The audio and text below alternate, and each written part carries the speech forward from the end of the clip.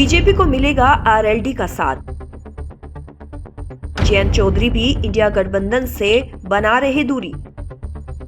BJP और RLD के बीच बन रही सहमति। जयंत चौधरी ने भाजपा नेता से की मुलाकात।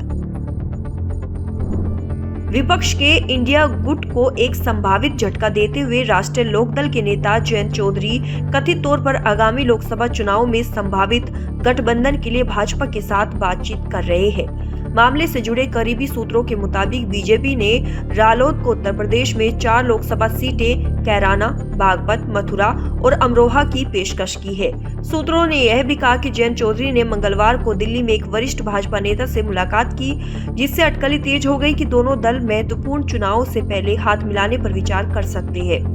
जयंत चौधरी भी गठबंधन से दूरी बनाते नजर आ रहे हैं। उन्होंने हाल ही में उत्तर प्रदेश के छपरौली में एक रैली स्थगित कर दी, जहां उनके दादा चौधरी चरण सिंह की प्रतिमा का अनावरण किया जाना था। आधिकारिक तौर पर अनुपयुक्त जमीन परिस्थितियों के कारण कार्यक्रम में देरी हुई, लेकिन अंदरूनी सूत्रों का सुझाव ये है कि यह कदम अफवाह गठबंधन वार्ता से संबंधित है। ऐसी भी चर्चा है कि अगर बीजेपी और आरएलडी के बीच सहमति बनती है तो प्रधानमंत्री नरेंद्र मोदी रैली में शामिल हो सकते हैं। हाल के दिनों में चौधरी की संसद में अनुपस्थिति को सत्तारूढ़ दल के साथ हाथ मिलाने की ओर उनके झुकाव का संकेत माना जा रहा है। इसके अतिरिक्त एसपी आरएलडी गठबंधन के भीतर सीट आवंटन को लेकर स्पष्टता की कमी के कारण कथित तौर पर जयंत चौधरी और अखिलेश यादव के रिश्तों में तनाव आ गया है। 19 जनवरी को एसपी और आरएलडी ने सीट बंटवारे पर समझौता किया, जिसमें चौधरी की पार्टी को 7 सीटें दी गई।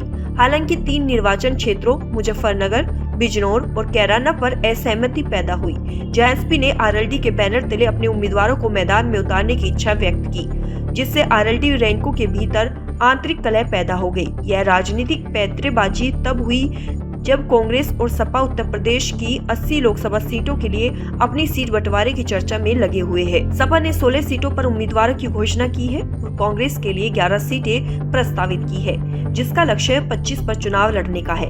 2019 के लोकसभा चुनाव में कांग्रेस ने 1 सीट हासिल की, जबकि मायावती की बहुजन समाज पार्टी के साथ गठबंधन करने वाली सपा ने 5 सीटें जीती।